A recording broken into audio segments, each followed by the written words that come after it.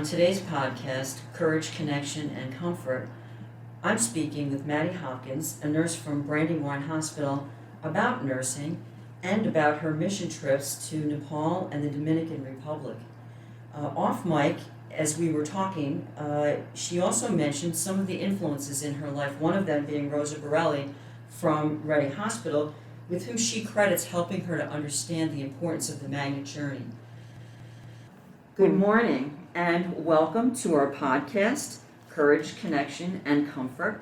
I'm here today with Maddie Hopkins, who is a nurse in the emergency department at Brandywine Hospital. My name is Mary Agnew. I'm the Chief Nursing Officer and Senior Vice President for Tower Health, and I'm very pleased to be here today with you, Maddie. Thank you so much for having me. My pleasure. So, Maddie, you're a nurse here in the emergency department, and can you tell us how long you've been here and a little bit about what you do here? Yeah, so I have been here 4 years, actually last month. I work in the emergency department, and we kind of switch out doing all different jobs, sometimes triage, sometimes urgent care, sometimes just a regular floor block nurse, and then sometimes charge. So, yeah, I really like it. Okay. What occurred in your life that sort of made you want to become a nurse? So, I came from my mom came from a family of 5 kids, and all of them were nurses except for her.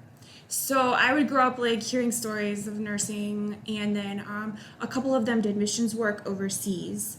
So I was really interested in that, and that was a big driving force for becoming a nurse. Wow, so you grew up hearing stories. So your mom was in a family of 5, and she was the only one that was not a nurse.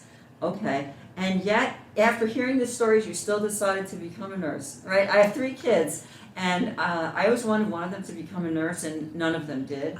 And they said specifically it was because of the stories that I told about it. So it's great to hear that had the opposite effect for you. Yeah. So where did you go to nursing school? I went to Liberty University down in Lynchburg, Virginia. Oh, okay. And what type of school is that? Is that It would be like a Baptist school, but it's a liberal arts like university. Oh, okay. But it has a Baptist background. Gotcha. So you have your baccalaureate. Yes, I do. All right. Congratulations. Thank you. That's wonderful. What an accomplishment. So when did you start nursing? Did you begin at Brandywine? No, actually, I'm from Southern Delaware. Mm-hmm. So I started out on a med surge down there at a hospital called Bay Health. Okay. And I worked there as a CNA during college, during the summer times. And then I was on med surge for 4 years. And then I went and did ICU for 2 years. And then I ended up coming up here and working. I have a lot of family in Pennsylvania, like cousins and everything. And so I just wanted to be up here closer to my cousins. I'm the oldest of 7 kids, and actually all the kids started moving away from Delaware. So I wanted to come on up to like the Lancaster, Chester County area. Wow. Well, lucky for us that you decided to do that. So tell me, how was it that you've done different types of nursing. You've done med surge, you've done ICU, now emergency. What do you think about transitioning through those specialties, and what did you learn that was unique to a particular specialty that surprised you? Well, I definitely enjoy ER the best. Okay. I like the fast-pacedness of it and all that. I will say though that in the ER I do kind of function as an ICU person because I'm a little OCD, and I like all my patients, cleaned up and whatnot. All right. So I do better when I have the sicker patients in the ER. I would say med surge was a good base, but I just got really I needed more interaction, or more fast-paced, more like challenging stuff. So, but I'm very thankful that I went to the ICU before I went to the ER, because I learned a lot of critical care stuff that then in the ER you can function a little quicker with drips and whatnot and vent settings that sometimes the ER nurses don't get that much exposure to. Mm-hmm. So, because the turnover is so fast. So that was good. Yeah, absolutely. It sounds like it really positioned you for success and gave you a great foundation. And I'm sure probably some confidence going in there, right? Mm-hmm. Yeah. because it's scary, I think, to Yeah. work in the ED. Yeah. And, knowing you had those skills under your belt, did that help? Yes. Good, Yeah. good. Yeah, and then when I was doing med surg, my boss down in Delaware let me work like relief status. It would have been like a more relaxed PRN status. So I went overseas and did missions work during that time period, and I worked in Nepal for a little bit doing like wound care clinics, and then I also was in the Dominican Republic working with Cure International. I assisted with like orthopedic surgeries in a clinic, so the doctor just kind of trained me to scrub in, and that was really interesting watching, like learning the OR side, but it wouldn't have been like a professional side of it like in America, but it was really cool working with those OR nurses down there. Oh, I really enjoyed that too. What an incredible experience. Tell us about Nepal. How long were you there? And you worked in the wound clinic. So in Nepal, actually, we were there's a lot of trafficking that goes on, unfortunately. And so we did a trek through an area that is highly trafficked. And they were trying to create a business that was like a philanthropist trekking group that would take in the future doctors and business people through like a trekking experience, because that's why you go to Nepal. But then it would dip down into these valleys and so forth that they had done a lot of research showing that there was a lot of trafficking coming out and being sold the girls were being sold to India and Thailand and stuff like that. So we went down and we were the first group to kind of go down and map out this area, and we set up like wound care clinics and stuff like that, trying to attract the people in and give have like a positive influence, because it was kind of a Maoist area that would have been more hostile towards Westerners coming through. So yeah, it was a really, really good experience. My previous hospital was really generous, gave me a lot of wound care stuff, and we like worked with people who they were barefoot a lot, so that they had like wounds on their feet or burns and different things like that. So just doing like really basic wound care, but that was really cool. I enjoyed that. So tell me about how that experience was for you internally. I mean, from an emotional standpoint. So we're talking about human trafficking, right? And so you spoke with people, right, who were victims.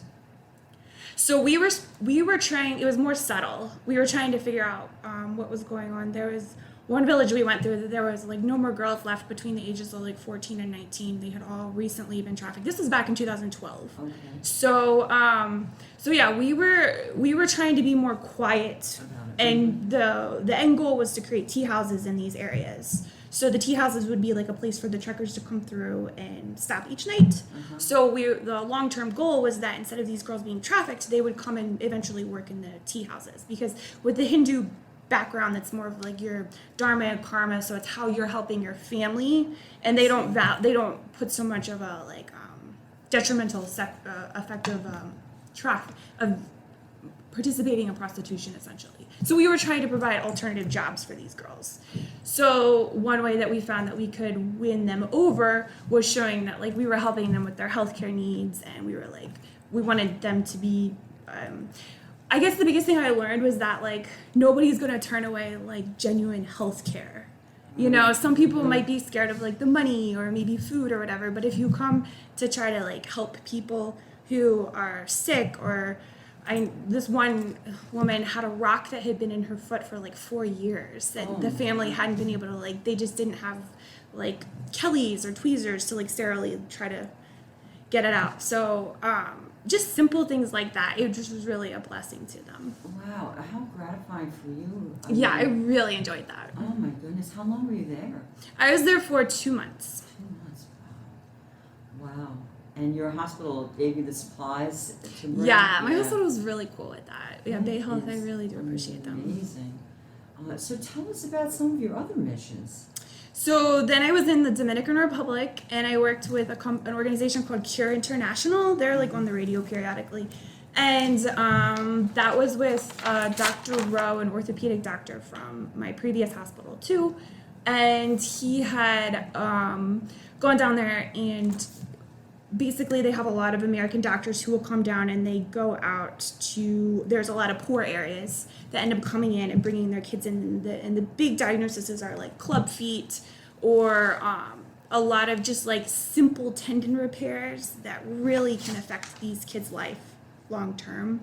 So like Wednesdays were casting days, and I believe like Tuesdays were surgery days. So these families would have, walked for a long period of time, or taken different buses to be able to get to Santo Domingo to this particular clinic, and they would come with the intentions of getting surgery, but it was sometimes these families had sacrificed so much to be able to get their kid to that area, and then we would provide the free healthcare. But honestly, it was pretty simple surgeries that we were doing that was changing these kids' lives. Life-changing. Wow, that's incredible. Yeah, and it was really cool to see just the orthopedic doctors that had so much experience. There was some from California and Tennessee, and they would just sacrifice their time to come down and work in this clinic. And then organizations or companies like Arthrex that do joint replacement, they would send like cameras down and extra hardware and stuff like that they were able to put in there. But the American doctors had a high level of they wanted things done very, very well. So it was interesting working alongside some of the Dominican doctors. They were teaching them better ways of doing things. But I was just really impressed with these doctors who would sacrifice time to come down and work. So, Nepal, right? Dominican Republic, and you see overwhelming poverty. Mm-hmm. What was that like for you? It made me really thankful for America. So, and just for the opportunity that I had to go to a good school, because we could all be born in these areas, like these people just don't have that opportunity. And even with the trafficked girls, they're doing the best they can with what they have. So it's like, who knows if I was in that position, and if I was told that, I could have easily been in that same position, just trying to do what's best for your family. So it made me really thankful for that. And ultimately, long term, I would really like to, there's another organization called Samaritan's Purse. Mm-hmm. And they set up a clinic in New York City during COVID. But I would really like to go work with them. They worked in Iraq and in Mosul. They have like a trauma hospital that they set up really quickly. That long term, like I would love to be able to like work PRN here, and then like, I don't know, when I'm like 40 or 50, go over there and volunteer. They have a DART program where you work for like a month at a time helping out. So that's what my ultimate goal would be. I would really enjoy that. That's amazing. And it sounds like you really had just such empathy and understanding, and really looking at this from the perspective of the people that you were serving, mm-hmm. And that acceptance. I'm sure that they felt that, right? Yeah. Yeah.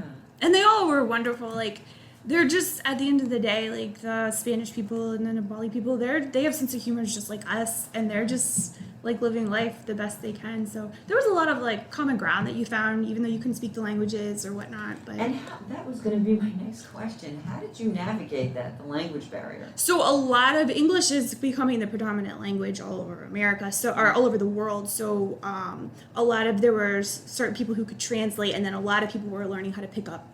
I found that was very fascinating. Okay. Everywhere I've been, it's not too hard to find somebody who could translate English. All right, that's wonderful. And what about living conditions for you during these trips? Yeah, it was, I did it back in 2012. And the older you get, the more you're like, I don't like to like use a hole to go to the bathroom and stuff like that. But yeah, I mean, yeah, it was difficult, and they bring you food that you're like, I don't know where this came from, or you just pray over it and hope you're not going to get crazy sick. But we did get sick certain times, and but yeah, I mean, I don't know, everything. There was one place we stayed at, and they said you have to sing at night to go to the bathroom, because this village a couple weeks ago, there was a kid. This is terrible. There was a kid. There was an individual who a tiger attacked, and so they were like, you need to, the way that we found is that if you make a lot of noise as you go to the bathroom. So clearly nobody went to the bathroom throughout the night.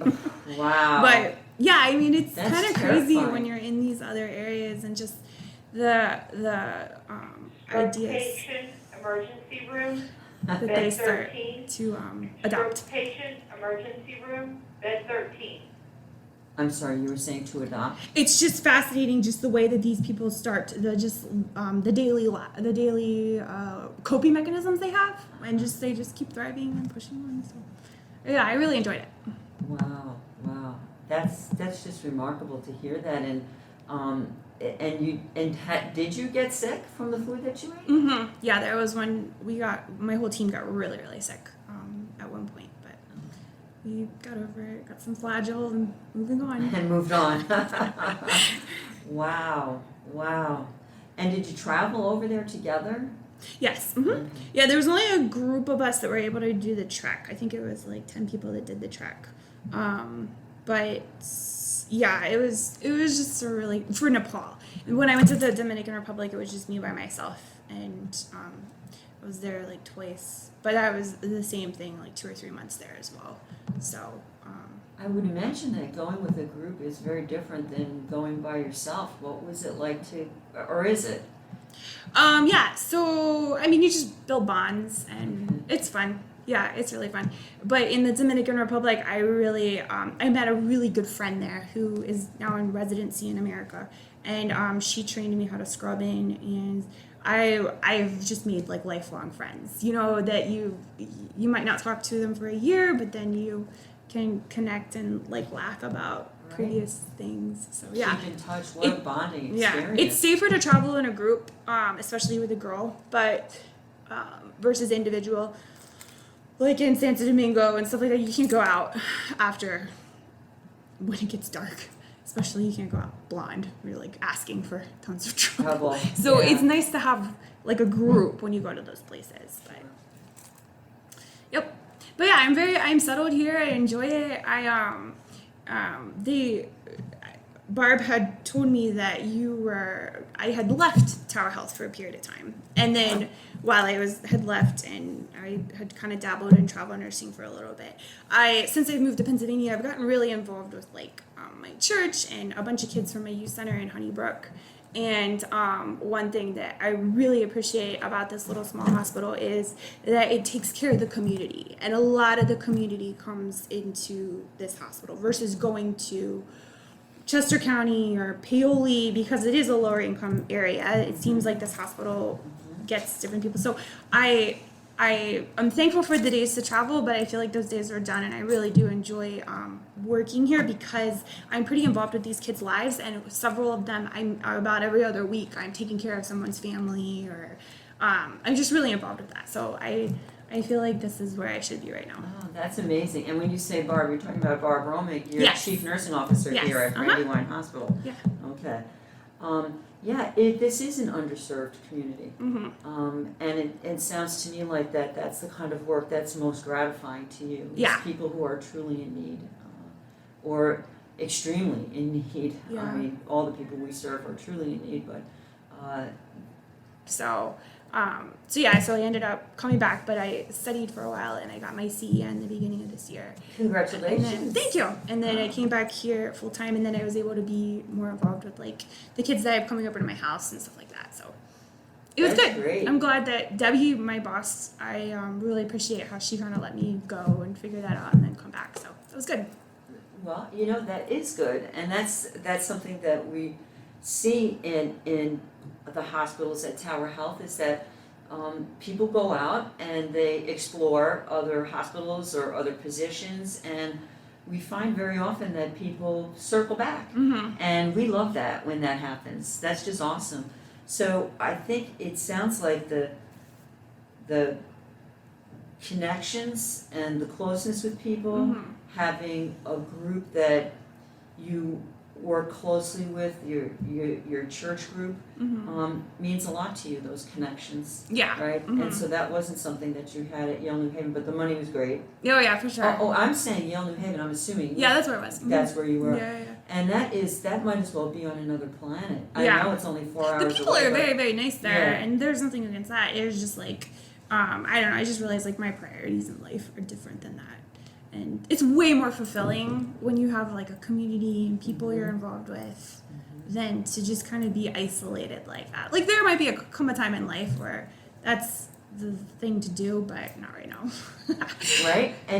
But you sound like you like to explore different things. Yes, I do. And then I did hear that Iraq in 40s or 50s comment. Oh yeah, that would be really fun. Yeah. So what is, I think as a nurse, what is your idea of perfect happiness? I really enjoy when I can work with a group of people that I bond with and that all have the same work ethic and vision. Okay. Oh, so that means a lot to you. That That is- commonality. Yeah, I've done like personality tests and different things like that, and from what I've learned about myself, that is something I really value. I value being appreciated by like words of affirmation. So I appreciate that, and I feel like in a smaller hospital where you're not so much of a number in a bigger hospital, you get that, and affirmation. that's like worth more to me than money and stuff like that, because I just feel like you can go really far in life. I do. Not everybody functions like that, and I totally understand, but I really appreciate that. But that sense of commonality and belonging, that's what makes it for you. That's what makes you happy. Yeah. So, if you would, please contrast that with, in terms of nursing, what would be the depths of misery for you? What would just really, really be tough for you in nursing, or is tough for you in nursing? Well, what is tough is not being appreciated and working with maybe people who don't have the same vision or drive. That's really frustrating. And then something else that's frustrating is when, like if you're constantly having to problem solve things that are simple and we could have created a simple way to do this, but because nothing's been set in place, or like equipment hasn't been fixed, or things are broken, or just the troubleshooting is fun for a certain period of time, but then after a while you just begin to get broken down essentially because nothing's working. You know, that's frustrating. That can be very wearing. Absolutely. And you know, if you just don't have the basics in place, you do get worn down, don't you? Yeah, and I've really tried in our ER. Like my project was I think it's called like the prep project, anyway, it was to reorganize the whole ER, and so I started with I organized each cabinet in the ER rooms. Our rooms are pretty small because the ER was built a long time ago, so we don't have a whole lot of cabinet and storage space. So I was really appreciative of Debbie. She just kind of gave me full reign on that, and I was able to order the correct size and kind of create a better flow in the rooms essentially. But that's just like a small portion of different areas that I would kind of like to create like an easier, cleaner way of doing things. But it's really hard because our ER is small and it's an older ER, so it's the equipment and the space is challenging, especially with the volume that we get. Yeah. Now that's the second time that you mentioned Debbie. All right. So Debbie, what's her last name? Debbie Rose. Debbie Rose, and she's your boss. Yes. Okay. And it sounds like you have a good relationship with her. Yeah, I do. I'm fortunate. That is great. And that project that you did in the ED to kind of streamline things and create proper workflows in that storage area, that was a project for your prep program. Yes. So you capped up. Yes. So, unfortunately, I'm still trying to learn this whole level thing in Tower Health. So I might not say the right words, but I guess, yeah, that was my project. Okay. So it was, I guess when I looked at the rubric, it was you're supposed to figure out a way to save the hospital money and have a project. So that was my project, and the objective was to hopefully not create so much waste by having everything in the rooms for the nurses to access easily.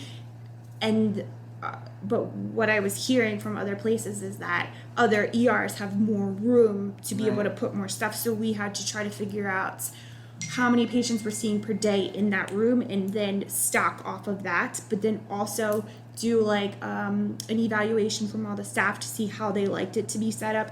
It was a fun project for me. I really enjoyed it, and then organize it. Yeah, and you have to really kind of be thoughtful and creative. And I enjoy stuff like that more than like being in charge and managing. I'm very like task oriented, so that was a good thing for me to do. All right, so it sounds like it dovetailed nicely with the OCD tendencies that you mentioned in the very beginning. Oh my gosh. Who are your heroes in real life? I really respect my dad. He sacrificed a lot for us, and I just appreciate, like, he just keeps going at things no matter how hard they are. So I really like that. Yeah, like, you know, those when they ask you, like, when you're filling out your password, it's like, who's your hero? And I usually like put dad, but I really respect my dad. And then my uncle, he was a cardiac flight nurse in Colorado. He's probably the reason why I got through college. So Tell me about that. I really appreciate him because I just would call him and he would break down everything. I'm sure he was like, how in the world is this girl gonna pass? But he would just break everything down. And even now, I really enjoy like calling him and just talking about like my day or if I have questions. He was just really, really smart guy. Goodness. So he's very good at breaking things down, and it's just really helpful. Tell us a little bit more about your dad. So you say he keeps going at things. Yeah, so he has his own business, and he's also been involved in politics and just kind of dabbled with all kinds of stuff. And it's just fascinating. No matter how hard it is, he keeps like going after things, which is really fascinating. Even if he's about to lose everything or whatever, he's just like, he might like, chill for a little bit, but he just like keeps throwing himself out there and trying. So I really appreciate that. He wouldn't be incredibly like school was hard for him. He never went to college, and school's hard for me too, like studying and all that kind of stuff. It sounds like that persistence and determination and really kind of grit is something that you've inherited from him. Yeah, hopefully. What do you think is your most marked characteristic as a nurse?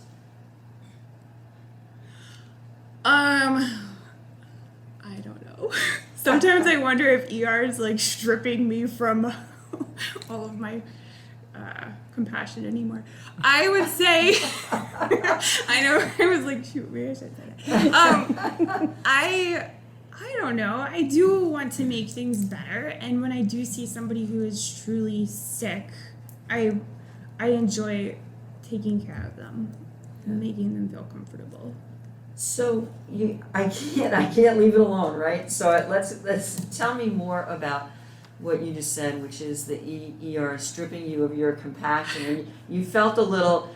Our listeners can't see you, but you kind of look like you felt a little ashamed for saying that, but it's true. That happens, Yeah. right? Where you just have that compassion Fatigue, yeah. right? So tell us more about that, and how do you deal with that? I mean, it's not something that anybody welcomes, but it does happen. Yes. So I don't know. I guess I'm still trying to figure that out myself. I do think that we serve a huge psych population in this ER, which they can be very violent and very demeaning and just very, very frustrating. I do have a strong faith, and I am a Christian, and so I work with another nurse, Susan, she's like the saint of the ER.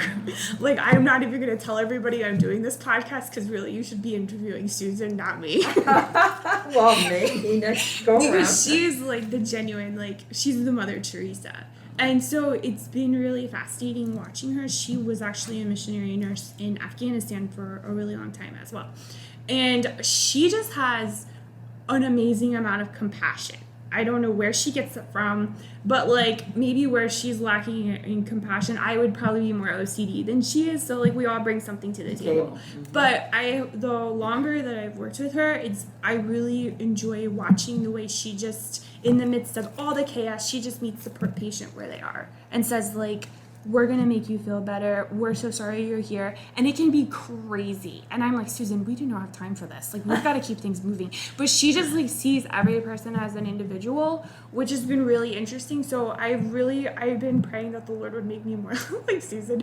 And then just, like, when you have that psych patient who's freaking out at you and being belittling, or just, like, the patients who are just very entitled and wanting all this stuff, I find that there always seems to be another patient who's just thankful. Like, I don't know how to, it's like last night, it'll be like 6 hours into taking care of the patient, and you're like, wow, actually, you're my favorite patient. I didn't realize this. Like, you're not asking for everything. You're not, like, over-dramatized. Like, last night, I had one patient whose blood pressure was really high, and she just was quietly sitting in room 6 and didn't complain at all. But then at the end of the shift, when I finally had time to go in there and talk to her, it was like, I realized that her whole day had been disrupted. She was totally fine, but she went to the doctor, and of course they checked her blood pressure and it was high, so they sent her in. And she has like stress at home, but she wasn't complaining. She wasn't asking me to come in or anything like that. So finally at like 7 o'clock, I was able to like do some education on why it was probably a good idea that she stayed and do the different kind of blood pressure medications.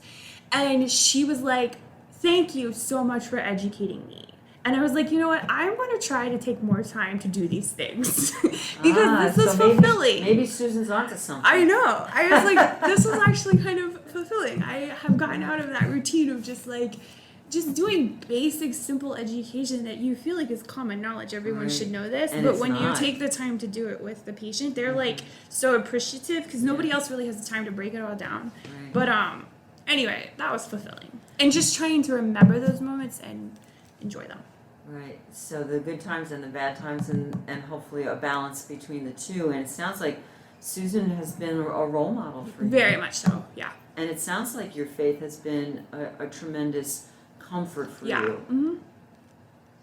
Yes. I doubt all of my coworkers would say that about me 24/7, but What is the quality that you most like to see in other nurses? a strong work ethic. Okay, you mentioned that a few times. Yeah. Oh, tell me more about that.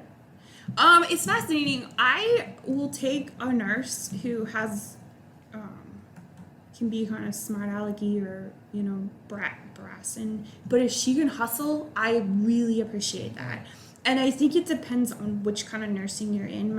A couple managers ago said, like, med surg are like the golden retrievers of the hospital. They're just like happy, dogs, And so I think that no matter where you are, you need certain personalities. But I do believe in the ER, if you want to run an ER that's run well, you need people who are going to move the patients and make decisions quickly.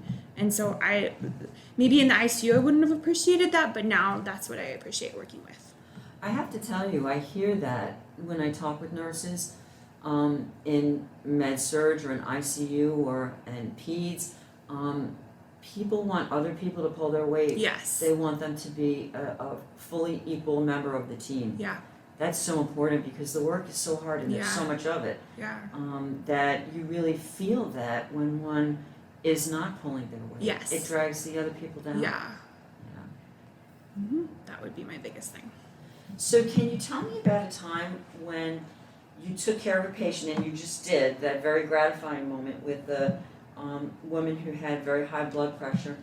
Can you think back in your career at a time where you were just like, well, you know what, that was amazing, it was transformational, I nailed it, and it just really meant a lot to you?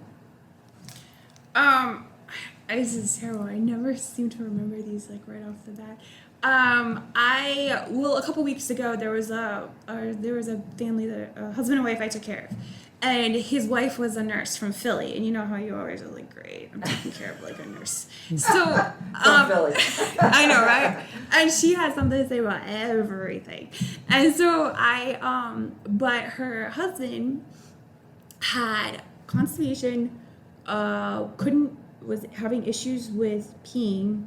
And I can't remember what the major diagnosis that brought him. We were ruling him up for a possible stroke, but actually his CT came back negative. He had some numbness in his arm. But so anyway, I was like running all around. But I knew that if we could get a catheter in the guy, and if we could try to help him, make himself more comfortable, that all his other problems would go away. Because he was just fixating on those things. And so it was affecting his heart rate. It was affecting his blood pressure. So then we're going to start like treating all this other stuff when if we just were, yeah.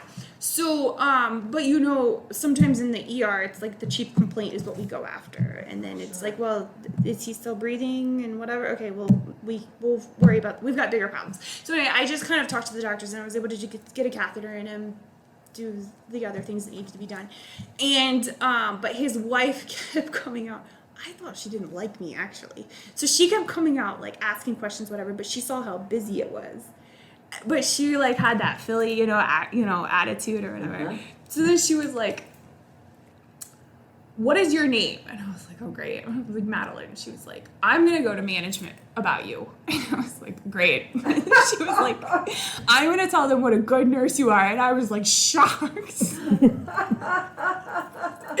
And so I really appreciated like her brashness, or just like she was like in my business and asking questions and all that kind of stuff, but at the same time she appreciated it. She knew how busy it was and like the frustration of it all, because she could see it all, and she was like genuinely thankful. And it was just funny to me because I honestly thought she was going to complain about me with the way she was presenting herself.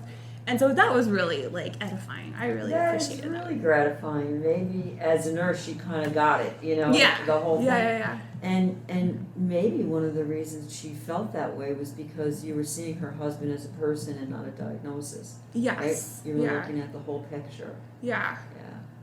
Which, that means a lot. Mm-hmm. Yeah. So yeah. Well, I want to thank you so much. I really enjoyed talking with you. You're fascinating. You've done so many amazing things. Maddie, keep going. Oh, well, thank you. Well, I can't wait to hear your next adventure. Well, thanks. Thanks for having me. This has been really fun. Absolutely, my pleasure.